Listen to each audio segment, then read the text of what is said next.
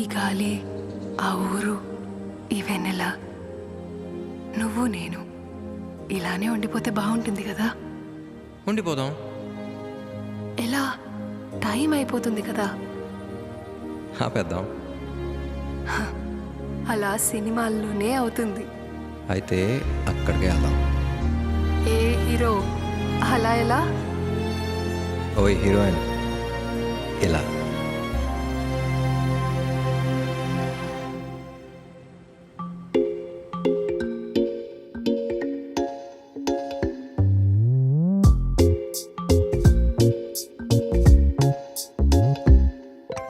రంగు రంగు తారలన్నీ తొంగి తొంగి ఒక్కసారి చూస్తున్నా ఏంటిలా?